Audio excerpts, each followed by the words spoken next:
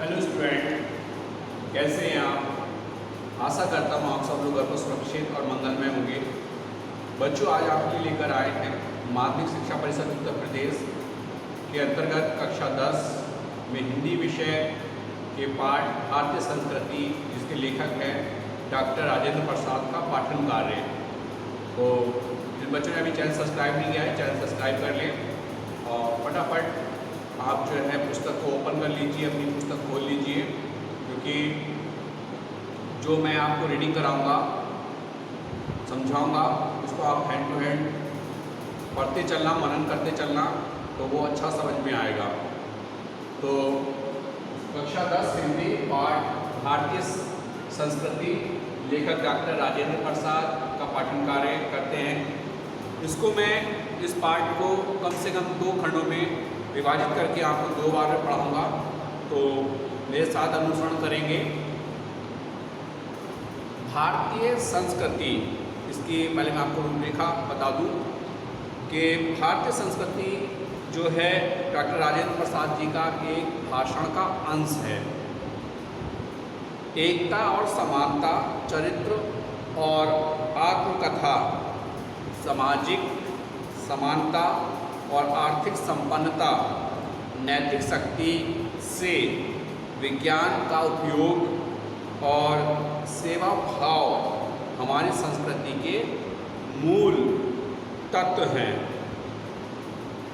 इस निबंध के माध्यम से डॉक्टर राजेंद्र प्रसाद जी ने सादा जीवन, उच्च विचार के प्रति हिंदी के अनन्य सेवक और उत्साही प्रचारक के रूप में वो सामने उभर कर आए हैं। तो बच्चों, शुरू करते हैं भारतीय संस्कृति पाठ। कोई विदेशी जो भारत से बिल्कुल अपरिचित हो, एक छोर से दूसरे छोर तक सफ़र करे, तो उसको इस देश में इतनी विभिन्नताएं देखने में आएंगी कि वह कह उठेगा कि यह एक देश नहीं बल्कि कई देशों का एक समूह है, जो एक दूसरे से बहुत बातों में और विशेष करके ऐसी बातों में जो आसानी से आँखों के सामने आती हैं, बिल्कुल भिन्न हैं। कहने का तात्पर्य ये है, यहाँ पर राजेंद्र प्रसाद जी बताकर चलते हैं कि हमारा देश जो है विभिन्नताओं का देश है। यहाँ पर अगर हम उत्तर से दक्षिण की ओर, पूर्व से पश्चिम की ओर यात्रा करते हैं, तो हम कई प्रकार की विभिन्नताएं देखते हैं, चाहे वो भौगोलिक हो, चाहे वो राजनीतिक हो, चाहे वो आर्थिक हो, चाहे क्रियाकलाप हो या पहनावा हो, बोली हो, कई सारी भिन्नताएं देखने को मिलती हैं। प्राकृतिक भिन्नताएं भी इतनी और इतने प्रकार की और इतनी गहरी नज़र आएंगी, जो किसी को एक तीर के अंदर ही नज़र आ सकती हैं। जो प्राकृतिक भिन्नताएं हैं वो भी बहुत अलग अलग हैं। उत्तर में विशाल हिमालय, फिर मैदानी क्षेत्र, फिर जो है आपके विंध्य पर्वत, फिर उसके बाद में दक्षिण का पठार। तो कई प्रकार की भिन्नताएं, कई प्रकार की जलवायु में वनस्पति अलग अलग देखने को मिलती है। हिमालय की बर्फ से ढकी हुई पहाड़ियाँ एक छोर पर मिलेंगी, और जैसे जैसे वह दक्षिण की ओर बढ़ेगा, गंगा, जमुना, ब्रह्मपुत्र से पल्लवित समतलों को छोड़कर फिर विंध्य, अरावली, सतपुड़ा, सह्याद्री, नीलगिरी की श्रेणियों के बीच समतल हिस्से रंग बिरंगे देखने में आएंगे। पश्चिम से पूरब तक जाने में भी इसकी भिन्नताएं देखने को मिलेंगी। हिमालय की सर्दी के साथ साथ जो साल में कभी भी मनुष्य को गर्म कपड़ों से और आग से छुटकारा नहीं देती। समतल प्रांतों की चलती हुई लू और कन्याकुमारी का वह सुखद मौसम जिसमें ना कभी सर्दी होती है ना गर्मी देखने को मिलेगी।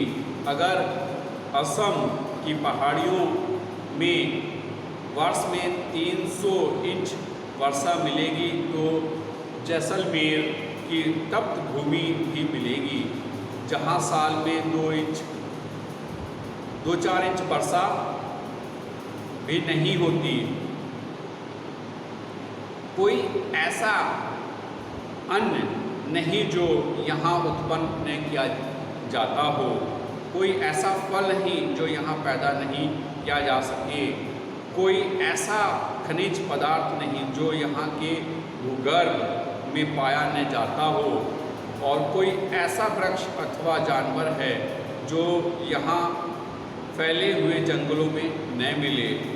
यदि इस सिद्धांत को देखना हो तो आब हवा का असर इंसान के रहन सहन, खान पान, वेशभूषा, शरीर और मस्तिष्क पर पड़ता है, तो उसका जीता जागता सबूत भारत में बसने वाले भिन्न भिन्न प्रांतों के लोग देते हैं। इसी तरह मुख्य भाषाएं भी कई प्रचलित हैं और बोलियों की तो कोई गिनती ही नहीं, क्योंकि यहाँ एक कहावत मशहूर है। क्या कहावत है कि कोस कोस पर बदले पानी, 4 कोस पर बाड़ी। अर्थात हिंदुस्तान में अगर आप 1 कोस चलेंगे तो आपको पानी का स्वाद अलग अलग देखने को मिलेगा, और अगर आप 4 कोस चलते हैं तो 4 कोस की दूरी पर जो पानी अर्थात बोली है उसमें भी आपको परिवर्तन देखने को मिल जाएगा।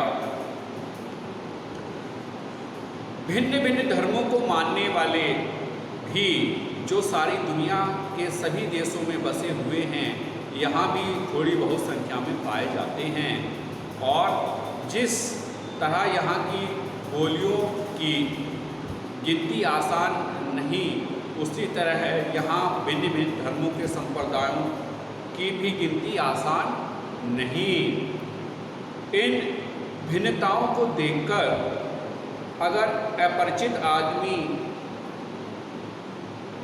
घबराकर कह उठे कि यह एक देश नहीं अनेक देशों का समूह है, यह एक जाति नहीं अनेक जातियों का समूह है, तो इसमें आश्चर्य की बात नहीं, क्योंकि ऊपर से देखने वाले को जो गहराई में नहीं जाता भिन्नता ही देखने में आएगी। पर विचार करके देखा जाए तो इन भिन्नताओं की तह में एक ऐसी समता अर्थात समानता और एकता फैली हुई है जो अन्य भिन्नताओं को ठीक उसी तरह प्रो लेती है और प्रोकर एक सुंदर समूह बना देती है। जैसे रेशमी धागा भिन्न भिन्न प्रकार की और विभिन्न रंग की सुंदर मणियों अथवा फूलों को पिरोकर एक सुंदर हार तैयार करता है,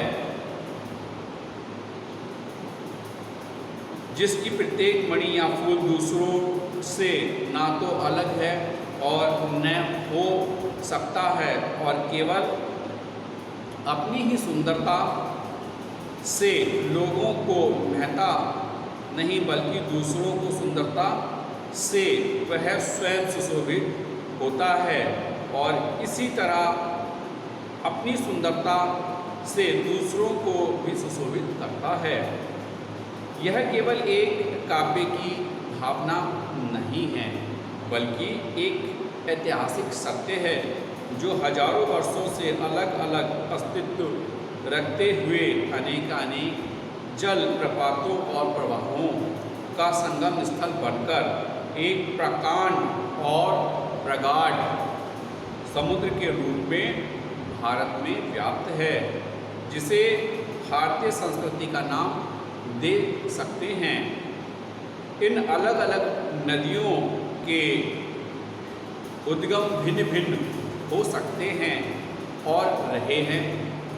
इनकी धाराएं भी अलग अलग बही हैं और प्रदेश के अनुसार भिन्न भिन्न प्रकार के अन्न और फल फूल पैदा करती रही हैं, पर सब में एक ही शुद्ध, सुंदर, स्वस्थ और शीतल जल बहता रहा है, जो उद्गम और संगम में एक ही हो जाता है। कहने का तात्पर्य ये है कि हमारा देश भिन्नताओं का देश है, परंतु भिन्नताओं के देश होने के साथ साथ संपूर्ण भारतवर्ष एक ही धागे में पिरोया हुआ है।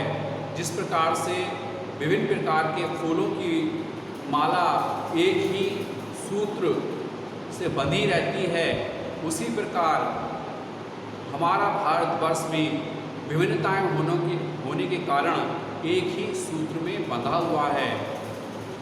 तो ये था बच्चों, मैंने आपको दो जो इसमें गद्यांश थे उनकी रीडिंग, पाठन कार्य और उसका अर्थ बता के मैं आपको चला हूँ। आगे के जो इसमें गद्यांश हैं उनका भी इसी प्रकार से पाठन कार्य कराया जाएगा। आशा करता हूँ आपको ये समझ आया होगा। मिलते हैं नेक्स्ट वीडियो में, जब तक के लिए हैव अ नाइस डे।